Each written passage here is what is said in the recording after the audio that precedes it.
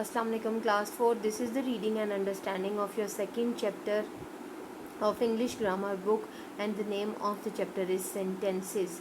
You have already read in class 3rd about sentences, in which you have learned about the capital letter, the verbs and the punctuation marks. Capital letter हम लोग बिल्कुल starting of the word में use करते हैं, फिर उसके बाद जो आपके वर्ड्स होते हैं वो उसमें यूज़ होते हैं, जो कि हमें प्रेजेंट और पास्ट टेंस का भी बताते हैं, या फ्यूचर टेंस हुआ तो उसका बताते हैं, एंड द पंक्चुएशन मार्क्स जो कि बताते हैं कि हमारा क्वेश्चनिंग वाला सेंटेंस है या सिंपल सेंटेंस है या मोर एम्फसाइज वाला सेंटेंस है. जब आपका सिंपल सेंटेंस होता है तो उसमें हम फुल स्टॉप डालते हैं, क्वेश्चनिंग होता है तो उसमें क्वेश्चन मार्क आता है, और मोर एम्फसाइज वाले में हम एक्सक्लेमेशन मार्क डालते हैं. अब हम फर्दर स्टडी करने वाले हैं सेंटेंसेस को. Clauses are small groups of words. Basically what are clauses? Small group of words को हम क्लॉजेज कहते हैं. 3 से 4 लफ्ज़ों का ग्रुप जो होता है उसको हम क्लॉजेज कहते हैं. दे आर लाइक फ्रेजेस, इनको फ्रेजेस कहते हैं. स्मॉल सेंटेंसेस जो होते हैं उनको हम फ्रेजेस कहते हैं. But clauses make sense on their own. Clauses जो हैं सेंसिबल होते हैं, आपको फ़ौरन से समझ आ जाती है कि क्या चीज़ के बारे में बात हो रही है. Because they have a finite verb. As ये आपको एक वर्ब के बारे में बता रहे होते हैं. It has finite verb. And what are finite verb? Finite verbs make tenses. एक लिमिटेड साइज़ के वर्ब्स होते हैं. जैसे यहाँ पर हमारे पास एग्जांपल है, the hunter was frightened. Frightened जो है वो वर्ब है, डर जाना, डरा हुआ. It's a limited size verb, और ये हमें ये बताता है कि आपका सेंटेंस कौन सी टेंस में है. This part of the sentence is called main clause. This is a main clause. We can add another clause to make the sentence more interesting. अब further आप अगर उसी sentence को describe करना चाहते हो, उसको और interesting बनाना चाहते हो, तो हम एक और clause उसमें add कर सकते हैं. Likewise in the same sentence, the hunter was frightened. This is the main clause. ये आपका वो main clause है. Because the line charged, this is the subordinate clause, the second part of the sentence, which is making the sentence more interesting, जो हमें वजह बता रहा है कि हंटर क्यों फ्राइटेंड था. Subordinate, less important. सबऑर्डिनेट का मतलब होता है less important.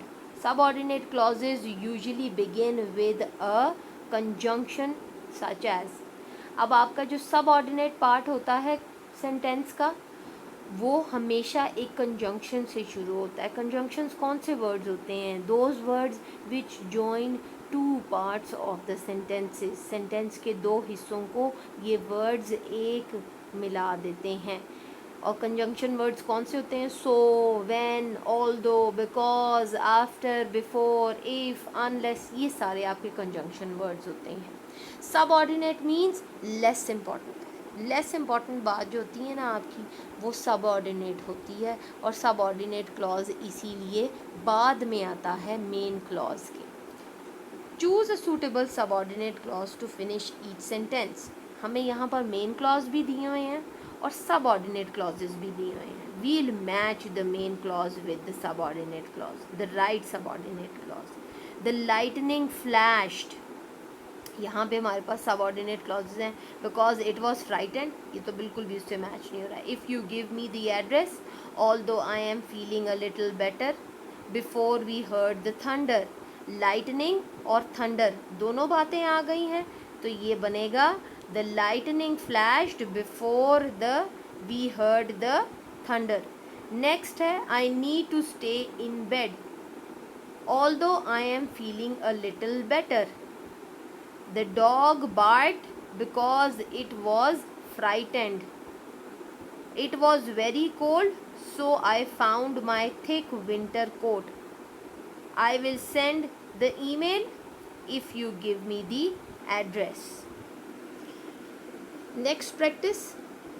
Underline the main clause in each sentence. The telephone rang, so she answered it.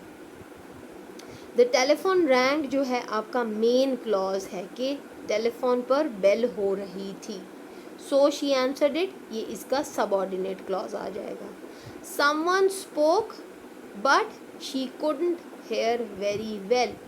But she couldn't hear very well जो है आपका सबऑर्डिनेट क्लॉज है, तो समवन स्पोक जो है आपका मेन क्लॉज है.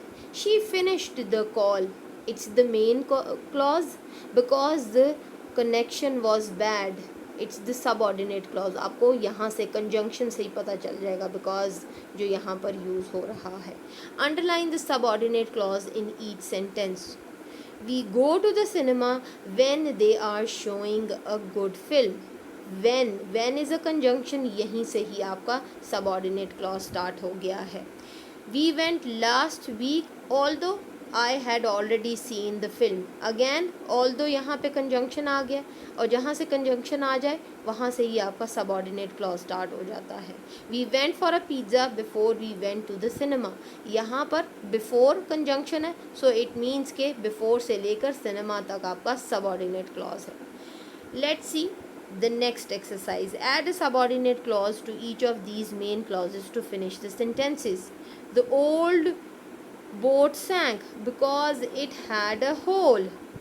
My friend was hurt when she fell from the ladder. The building was on fire because there was a short circuit. I like to go fishing when we have holidays. Add a main clause to each of these subordinate clauses to finish the sentences. Dash although it was dark. She was not afraid although it was dark. The snow melts before the spring comes. We cleaned the house when everyone was gone. Follow the list so I don't make a mess. Remember girls, you can take help from the video and solve the exercises in your book. Thank you.